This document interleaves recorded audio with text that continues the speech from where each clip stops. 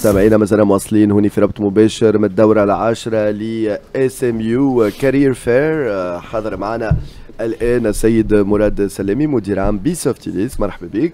مرحبا بكم et je suis très honoré de faire partie de cette équipe. مرحبا بك مرحبا بالمستمعين الكل. شكرا لك. شكرا قبولك دعوتنا. في كلمة اللي ما يعرفش بيسوفتيليس شنو تعملوا؟ Alors Bsoftilis, nous sommes un éditeur software. On fait partie d'un groupe français qui fait 3000 salariés à peu près dans le monde, principalement en France et en Europe. Et donc nous sommes l'éditeur software de ce groupe-là. On est principalement spécialisé dans l'édition software de RP liés au traitement de la santé et la prévoyance, mais également toute la partie identité numérique, contrat électronique, signature électronique, coffre-fort, tout ce qui traite les données et la data privacy. بما انكم تخدموا على موضوع تخدموا على قطاع الصحه دونك فورسيمون فما معطيات شخصيه لازم حمايتها معناتها اكثر حتى من في قطاعات اخرى، ولو انه اليوم موضوع المعطيات الشخصيه مهم ياسر. دونك تخدموا بالاساس حليفكم الاول هو الجروب اللي تنتميوا له والا زاد؟ Oui, exactement. Aujourd'hui en Tunisie, on est l'éditeur software pour le groupe, donc c'est le centre de compétences du groupe pour assurer l'édition des softwares d'un groupe. Voilà. اللي هو في مجال الصحة بالأساس. اللي هو c'est un ERP des assurances qui permet de gérer les indemnisations liées à la maladie, etc.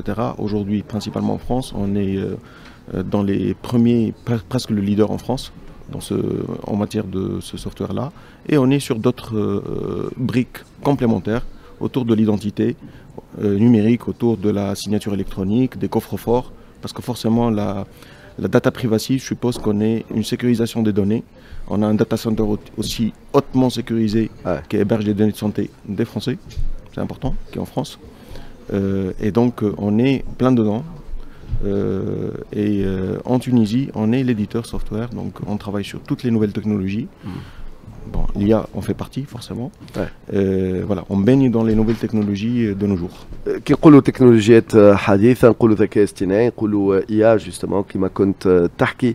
اليوم شو علاقتكم بالذكاء الاصطناعي كسوا كمستهلكين للذكاء الاصطناعي في استعمالاتكم اليومية أو انتم تقدموا سيغتينمون نتصور لي لوجيسيال نتاعكم تطوروا هما بيدهم يستعملوا بطريقة أو بأخرى الذكاء الاصطناعي، وتم بعد نحكيو زاد على اليوم فما تحديات تجي معناتها مع استعمال الذكاء الاصطناعي. شنو علاقتكم بالذكاء الاصطناعي؟ Oui, bonne question.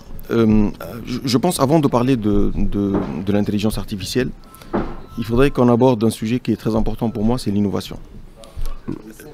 L'intelligence artificielle, c'est un outil, c'est un moyen. En aucun cas, l'intelligence artificielle en soi peut vivre toute seule. Pourquoi j'ai parlé de l'innovation? Parce que chez Bsoftilis, on croit profondément que l'innovation, c'est un état d'esprit, c'est une culture, c'est un environnement. Et en aucun cas, l'innovation, c'est un objectif en soi. التجديد ثقافة معناتها بيئة إلى آخره ومش هدف في حد ذاته. Dans certaines entreprises, on entend parler d'une direction de l'innovation. Pour moi, l'innovation ne peut pas être un objectif en soi ou une direction. L'innovation doit être dans l'état d'esprit de chaque collaborateur dans une entreprise. Et ça, pour moi, c'est très important. C'est très important que chaque collaborateur puisse aller au bout de ses idées.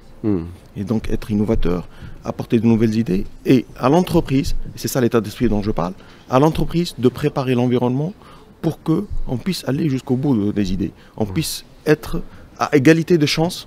Chaque collaborateur doit être à égalité de chance pour aller au bout de ses idées, mettre les moyens. معناتها الشركة لازم هي تحضر البيئة هذه اللي تتماشى مع التجديد، ولازم كل معناتها كل شخص معناتها في الشركة هذه يكون quelle que soit son appartenance. ينجم يكون un développeur puisqu'on est dans l'IT, dans le développement. ينجم يكون quelqu'un de l'RH, ينجم يكون quelqu'un du marketing, peu importe. Toute personne doit être en mesure d'innover, doit pouvoir aller jusqu'au bout. Et les outils تحكي عليه قبيك مدام تريكي ولا سي قلال اللي اليوم يحاولوا يكونوا، خاطر هذا هو اللي ينتظروا ممكن اليوم تنتظروا المؤسسات انه يكون في الادي ان نتاعو التجديد، حتى كانوا انجينيور يكون مش جست باش يخلق تجديد، لازم هو يكون كان تحكي فيه مدام تريكي justement. Et nous, donc pour revenir à l'intelligence artificielle en soi c'est un outil en fait. c'est soit on instaure cette culture d'innovation couplée avec la culture de l'intelligence artificielle, et on est plein dedans aujourd'hui. C'est un débat qui est à la une de tous les débats qui sont sur la place en Tunisie et ailleurs dans le monde. Soit on développe cette culture-là dans l'entreprise. Il est un peu paradoxal de voir qu'une entreprise qui fait le développement informatique parle de cette manière-là de l'intelligence artificielle.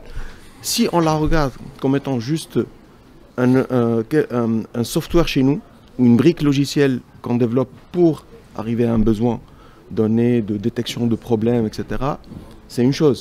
Nous, on veut que l'intelligence artificielle soit un outil de productivité, soit vulgarisé dans l'entreprise de manière à ce que chaque collaborateur puisse l'utiliser sans qu'elle soit un tabou. Je donne un exemple pour que j'illustre cet état d'esprit.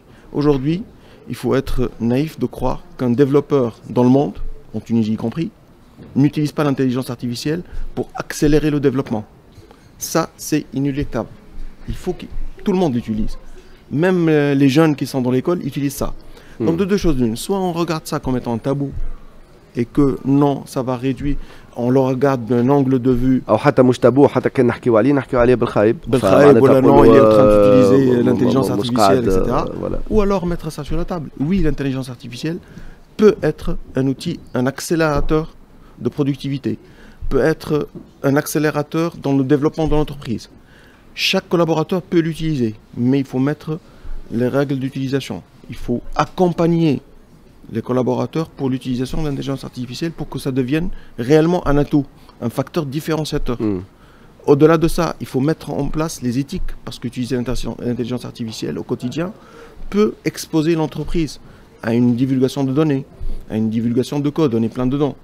Et tout ça معناها هناك نترجم ممكن عندك انت اليوم دي ديفلوبر في عملهم اليومي يستعمل في الذكاء الاصطناعي باش يرافقوا او باش يساندوا باش يخدموا في الخدمه نتاعو مثلا فما دي تاش يعمل فيهم ديما مش معناتها. Il peut même demander d'une manière naturelle poser des questions et l'intelligence artificielle peut répondre pour lui dire voilà le code qui va bien. Voilà الكود هذايا ولا c'est normal.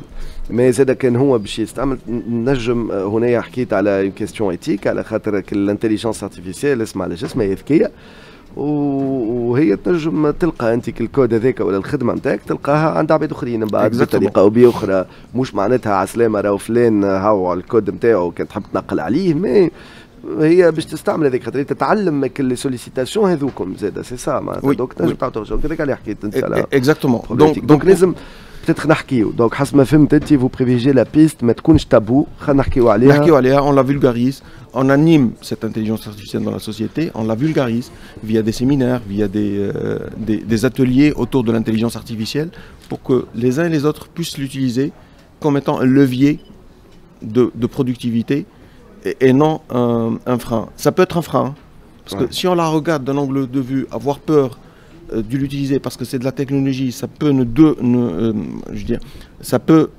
ça peut devenir un frein pour l'entreprise et pour le développement de l'entreprise.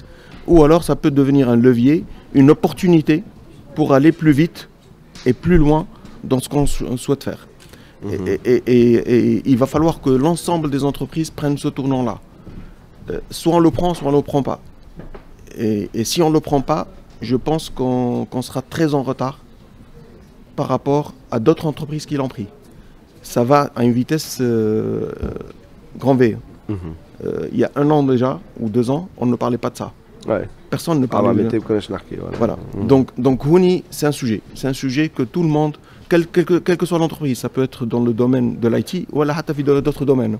Elle doit intégrer. دونك نختم معك في سؤال كانه نوعا ما كان باش نلخصه دونك شنو تنصح مثلا دي مانجر يسمعوا فيك توا اصحاب مؤسسات الى اخره كيفاش تنصحهم انت من منطلق خبرتك وعلاقتك مع الذكاء الاصطناعي ومع التكنولوجيا والتجديد اليوم؟ Oui, ce que je conseille que en tout cas c'est les pratiques et on croit profondément à Bisoftilis à cette approche-là, c'est vulgariser l'intelligence artificielle, l'utiliser comme un atout et la vulgariser au niveau de tous les collaborateurs. Ça devient une culture.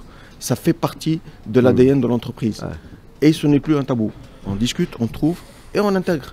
Il ne faut pas avoir peur. ونخدموا ونحطوا التجديد في قلب كل شيء ويكون في الADN نتاع L'innovation, elle doit être au cœur et l'élément motivateur de tout le monde. dans l'entreprise.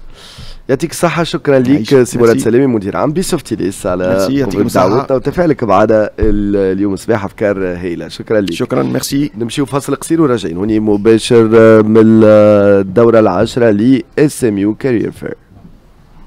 Merci.